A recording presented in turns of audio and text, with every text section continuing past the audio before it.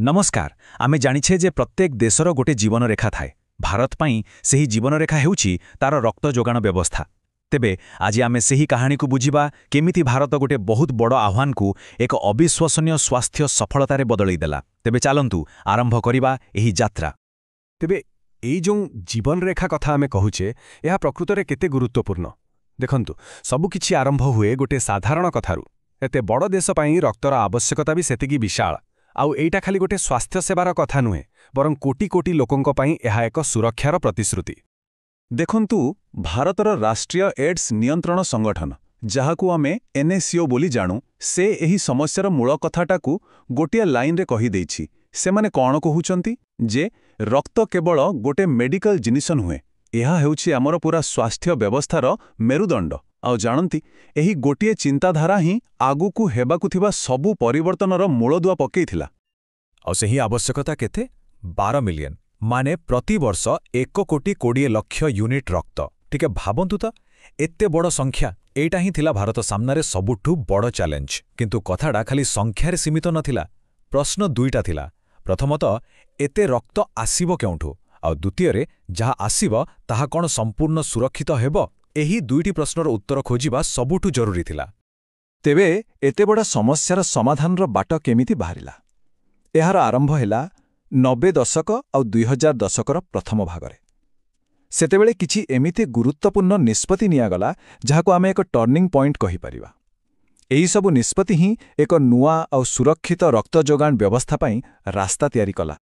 आसंतु एही टाइमलाइन को टिके देखिबा। देखंतु 1992 रे न्याको को एहार दायित्व दियागला। तापरे 1996 रे आसिला सुप्रीम कोर्ट कर सेही ऐतिहासिक निष्पत्ति जेउठी पैसा देई रक्त किणाबिका को संपूर्ण बंद कर दियागला। यह बहुत बड़ पदक्षेप थिला। आउ शेषरे 2002 रे जातीय रक्त नीति आसिला जहा एही सबु परिवर्तन को एक आईनगत रूप देला। बास एही तीनोटी पदक्षेप मिसी एक प्रकृत क्रांतिर आरंभ कले। तेबे एही जो नुआ रणनीति तैयारी हेला तार मूलरे गोटे बहुत शक्तिशाली विचार थिला। आउ सेटा हेउछि टंका पैसा किंबा कोनोसी चाप बदलरे पूरा सिस्टम को स्वेच्छाकृत रक्तदातांक उपरे निर्भरशील कराइबा। माने जो माने निज इच्छारे बिना कोनोसी स्वार्थरे रक्त देबे। एहा खाली गोटे पॉलिसी नाथिला, एहा लोकंकर मानसिकतारे एक बड़ परिवर्तन आनिबा बळी थिला। हेले स्वेच्छाकृत दान कहिले प्रकृतिरे कोन बुझा जाए? देखंतु एहार एक सरकारी संज्ञा अछि आ एइटा बहुत गुरुत्वपूर्ण। एहा सीधा सड़क कहूछि जे जे निज इच्छारे रक्त देब एवं बदलरे कोनोसी प्रकार पैसा किंबा अन्य किछि नेब नाही से ही स्वेच्छाकृत रक्तदाता। हाँ, छोटो मोटो उपहार किंबा जीवासीबा खर्च चलिबो। एही नैतिक नियम ही पूरा कार्यक्रम को एक मजबूत भित्तिभूमि देला। तेबे प्रश्न हेउछि एही योजना कोन सतरे काम कला? आ उत्तर हेउछि बिल्कुल फलाफल आश्चर्य करदेबा भଳି थिला। देखंतु मात्र किछि वर्ष भितरे स्वेच्छाकृत दानरे मिलुथिबा रक्तर परिमाण 54.4% रु बढ़ी सीधा 79% रे पहुंची गला। माने एहा एक सरकारी योजना नुहे बरं गोटे सामाजिक आंदोलन भଳି हेगला। आउ रक्तदान बढ़िबा सहित आउ गोटे बहुत बड़ फायदा मिलिला। आउ सीता हेला सुरक्षा। देखंतु न्याको समर्थित ब्लड बैंक मानकरे रक्त नेबा द्वारा हेउथिबा HIV संक्रमणर हार 1.2% रु कमी 0.2% को आसीगला। एहार सीधा अर्थ हेउछि हजार हजार लोकंको जीवन को एक बड़ विपदरु बंचाई दियागला। एहा ही थिला सबुठू बड़ सफलता। ठीक अछि, तेबे योजना तो बहुत भल थिला, किंतु गोटे भल योजना को सफल करिबा पई गोटे मजबूत भित्तिभूमि दरकार, ठीक ना? तेबे चालंतु देखिबा एही स्वेच्छाकृत दान आंदोलन को सफल करिबा पई केमति गोटे विशाल आ आधुनिक नेटवर्क तैयारी करागला। एही योजना को कामरे लगेबा पई सारा देशरे 1126 टी न्याको समर्थित ब्लड बैंक तैयारी करागला। एहा खाली गोटे नंबर नुहे, एहा देखाउची जे देशर कोण अनुकोणरे 600 रु अधिक जिल्लारे सुरक्षित रक्त पहुंचेबा पई केते बड़ पदक्षेप निया जायथिला। आउ एही नेटवर्क केवल संख्यारे बड़ नथिला, एहा बहुत आधुनिक मध्य थिला। एथि मध्यरु 427 टी यूनिट एमिति थिला जेउठी रक्तर अलगा अलगा उपादान को पृथक करा जाय पारुथिला।